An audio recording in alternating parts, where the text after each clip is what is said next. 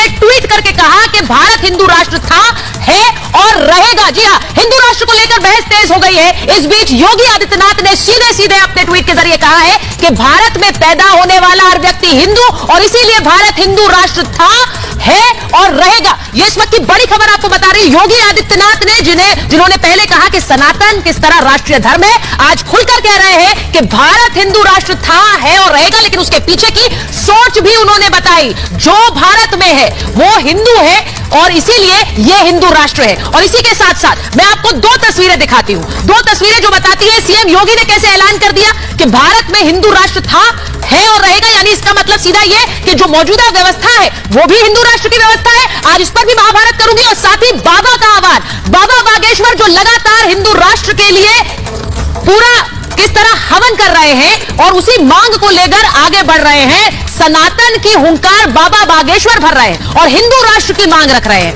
आज महाभारत में इसी पर बात होगी। अगर हिंदू राष्ट्र है और रहेगा तो फिर बाबा बागेश्वर किस हिंदू राष्ट्र की मांग कर रहे हैं यह भी पूछूंगी। पहले यह रिपोर्ट देखिए। भारत हिंदू राष्ट्र की जय। जहां देखो युवान बच्चे युवान बहनें हिंदू राष्ट्र की मांग करने लगे, तुम हमारा साथ दो, हम हिंदू राष्ट्र बनाएंगे। दरबार लगा, भक्त उमड़े और फिर बागेश्वर बाबा ने भरी वही हुंकार कि अब की बार हिंदू राष्ट्र बने हिंदुस्तान। तुम हमारा साथ दो, हम हिंदू राष्ट्र बनाएंगे। दरबार की जगह बदली मगर बाबा का प्लान और ऐलान वही रहा कि जय हनुमान, हिंदू राष्ट्र हो हिंदुस्तान। कौन कौन भारत को हिंदू राष्ट्र देखना चाहता है ही है, देखना क्या, घोषणा की बाकी है, अभी तो ये झांकी है। जब देश में संविधान है, बाबा के ऐलान के बाद हिंदू राष्ट्र के हवन में आहुतियां लगातार दी जा रही। भजन सम्राट अनूप जलोटा भी यहाँ पहुंचे और भारत को हिंदू राष्ट्र बनाने की मांग कर दी। भारत में हिंदू ज्यादा है तो इसको हिंदू राष्ट्र डिक्लेयर होना चाहिए। चलिए तब नहीं हुआ, अब हो जाना चाहिए, क्योंकि संसार में एक भी हिंदू राष्ट्र नहीं है, हिंदू देश नहीं है। भारत को इसलिए होना चाहिए कि यहाँ हिंदुओं की संख्या अधिक है और अब तो इसकी लहर बहुत प्रबल हो रही है। जलोटा के बाद कथावाचक देवकीनंदन ठाकुर ने तो यहाँ तक कह दिया कि हिंदू राष्ट्र अगर घोषित नहीं किया तो अगले 25 सालों में भारत सेक्युलर नहीं रहेगा। जैसे राम के राज्य में लक्ष्मण की भूमिका थी, वही जैसे भरत की भूमिका थी, शत्रुघ्न की भूमिका थी, वही हिंदू राष्ट्र में हमारे मुसलमान भाइयों की भूमिका रहेगी। यहाँ पर प्यार दिया जाता है, किसी को मार नहीं दिया जाता है। देवकीनंदन महाराज ने यह बात कमलनाथ के गढ़ छिंदवाड़ा में कही। इससे 2 दिन पहले कांग्रेस नेता कमलनाथ खुद बागेश्वर धाम में माथा टेकने गए थे। एमपी में चुनावी सरगर्मियों के बीच कांग्रेस ने वोट बैंक के लिए सॉफ्ट हिंदुत्व की राह पकड़ ली। 18 फरवरी को बाबा के दरबार में मुख्यमंत्री शिवराज सिंह चौहान भी पहुंचने वाले। ऐसे में बाबा के दरबार में सियासी चेहरे पहुंच रहे हैं, लेकिन हिंदू राष्ट्र की बाबा के इस उद्घोष पर आवाजें विरोध में भी उठ रही है। जब तक इस देश में संविधान है तब तक आप इसको हिंदू राष्ट्र कैसे बना सकते हो?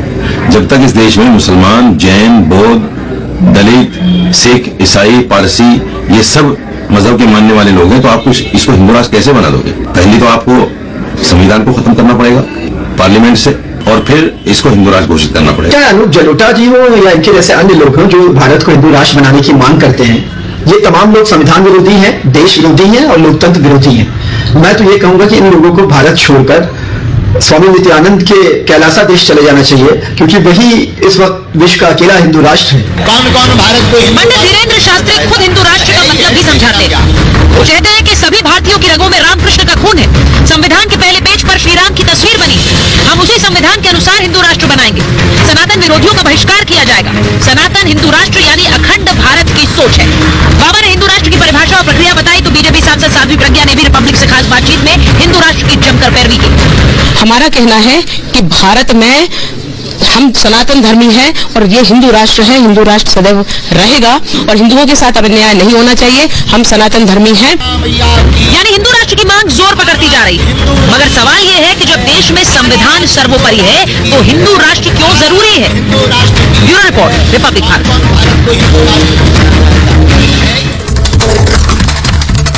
और हिंदुस्तान को बनना चाहिए, इसका ऐलान हो जाना चाहिए। अब मैं सीधे सबसे पहले स्वामी दीपांकर के पास जा रही हूं। स्वामी दीपांकर, आपसे शुरुआत इसलिए कर रही हूं क्योंकि एक तरफ योगी आदित्यनाथ कहते हैं कि यह हिंदू राष्ट्र था, है और रहेगा, तो ऐसे में कौन से हिंदू राष्ट्र की मांग अब बाबा बागेश्वर कर रहे हैं? सुचारिता जी, बहुत बड़ी कोई रॉकेट साइंस नहीं और ये बहुत कोई अपरिचित शब्द भी नहीं है। जिस देश में अधिकांश लोग हिंदू हों तो वो अपने राष्ट्र को क्या कहेंगे, इसे आप संबोधित करिए। हिंदू राष्ट्र ना कहेंगे। अगर वो अपने राष्ट्र को अपना कह रहे हैं, या बताइए कि उन्हें तुर्की को कहना है तो स्वामी जी ये बात तो आपको शोएब जमाई जी से पूछनी पड़ेगी। इस पर वो क्या उत्तर देते हैं मुझे नहीं पता है, अजय वर्मा जी क्या उत्तर देते हैं मुझे नहीं पता। शोएब भाई ने उसी दिन बात समाप्त कर दी थी जिस दिन कहा था कि जातियां भगवान कृष्ण ने बनाई, तो उसके बाद मैं उनसे कुछ नहीं पूछने वाला।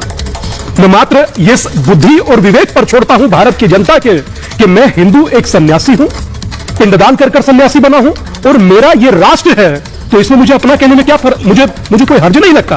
और रही बात यह कि आप आज इसको स्वीकार करें ना स्वीकार करें, माने ना माने, मगर ये एक सदियों से चली आ रही प्रथा है, उसे आप रोक नहीं सकते हैं। और एक यक्ष प्रश्न आपके सामने छोड़ता हूं, हम लोग भले ही आज थोड़ा सा अपने आप को अलग समझते हैं, हम लोग रामकृष्ण से क्या जुड़े नहीं हैं? क्या हम लोगों के पूर्वज नहीं हैं?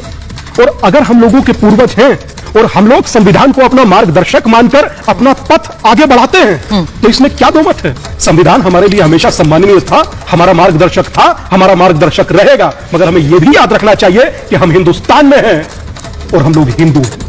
अच्छा, अब आपने तो बात कह दी स्वामी दीपांकर, मैं शोएब जमाई जी से पूछ लेती हूँ कि वो इससे सहमत है। शोएब जमाई जी, आप हिंदुस्तान में हैं तो हिंदू हैं, वहां योगी आदित्यनाथ कह रहे हैं कि हिंदू राष्ट्र था, है और रहेगा। इसका सीधा मतलब यह है कि जो मौजूदा व्यवस्था है वो भी वही है, जो प्राचीन व्यवस्था थी वो भी वही है। यानी इसका मतलब यह कि जो मौजूदा व्यवस्था है वही उसी पर वो सीधे सीधे बात कर रहे हैं, कोई बदलाव की बात नहीं। आप कह रहे हैं कि मौजूदा है उसको मान लिया, लेकिन बाबा साहब अम्बेडकर के संविधान ने तो मौजूदा व्यवस्था को कोई हिंदू राष्ट्र या मुस्लिम राष्ट्र के तौर पर, यानी एक स्टेट के तौर पर कोई धर्म अपनाने जैसी बात नहीं मानी, और ये माना संविधान ने कि एज ए स्टेट हमारे देश का कोई ऑफिशियल धर्म नहीं होगा।